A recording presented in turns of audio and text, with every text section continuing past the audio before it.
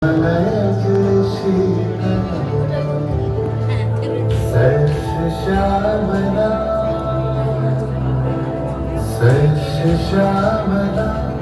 मातरम वंदे मातरम।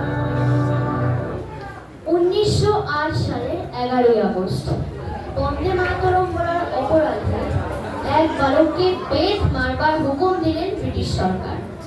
তারই সমর্থনে দাঁড়িয়ে মুজফ্ফরপুরের কিংসফোর্ড সাহেবের ফিটন গাড়িতে বোমা মারলেন ক্ষুদিরাম বসু ও প্রফুল্ল চাকী। সাহেব নিহত হলেন না, তবু নাবালক ক্ষুদিরামকে ফাঁসির হুকুম দেওয়া হলো। জননী গুলভ তুলে বুকে শান্তনবাস দেব তুলে চোখে কাঁদিছে তব চরম পাদে ত্রিংশতি কোটি নরনারী।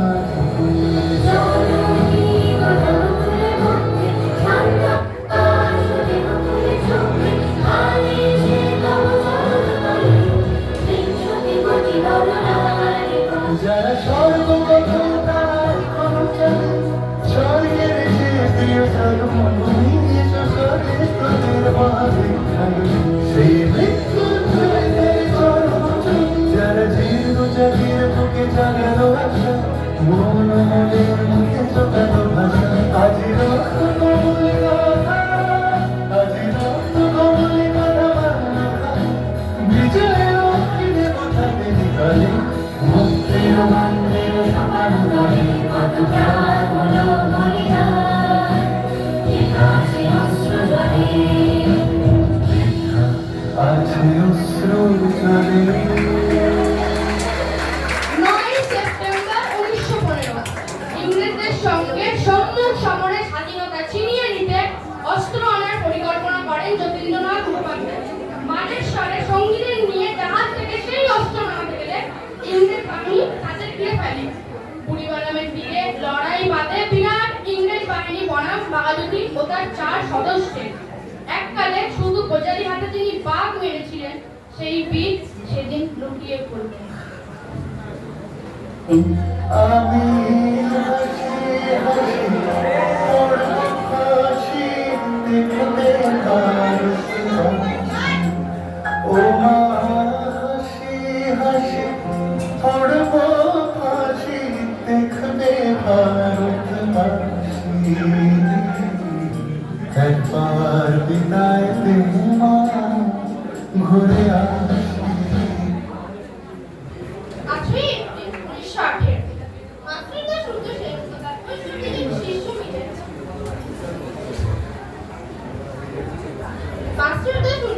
ও তার 65 জন শিষ্য মিলে পরিকল্পনা করে চট্টগ্রামে ব্রিটিশ পুলিশের অস্ত্রাগার লুণ্ঠন করে। এরপর তারা লুকিয়ে আশ্রয় নেয় জালালাবাদ পাহাড়ে। এই 4 দিন পর ব্রিটিশ বাহিনী খুঁজে বের করে মাতৃকা ও তার সৈন্য। সেদিনের রক্ত সূর্য ছিল সূর্য সেনের রক্তে।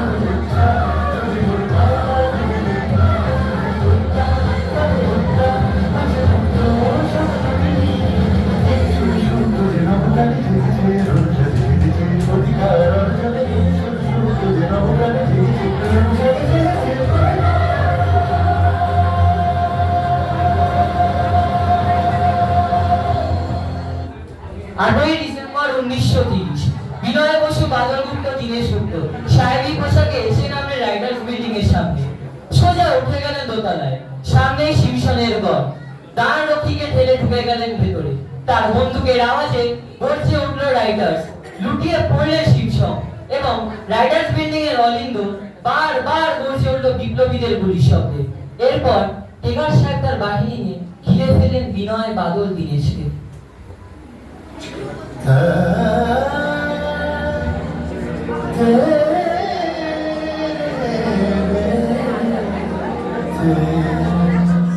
দুর্গম তীরগান্তার মনোস্তার বারবার লঙ্ঘিতে হবে রাত্রি নিশীথে যাত্রীরা বসিয়া।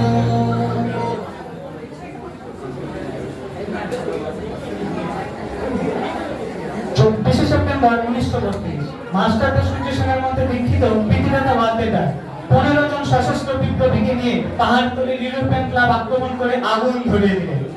ভারতের ইতিহাসে স্বাভিমানী মহারানীদের মতো নিজের আত্মসম্মান বজায় রাখতে প্রীতিলতা সেদিন পটাশিয়াম সায়ানাইড খেয়েছিলেন ব্রিটিশ পুলিশের সামনে।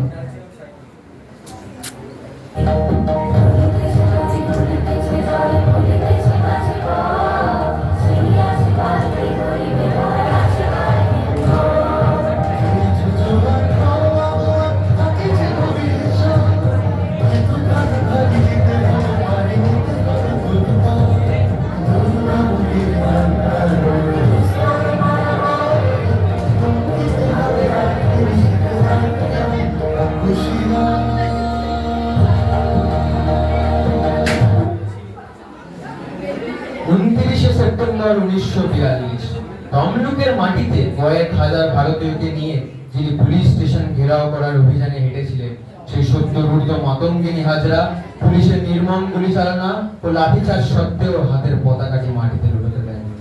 আর ঠিক তার পরের বছর 1943-এর 30শে ডিসেম্বর জাপান সরকারের অধীনে থাকা আন্দামান দ্বীপ সেদিন হস্তান্তর করা হলো ইন্ডিয়ান ন্যাশনাল আর্মিকে।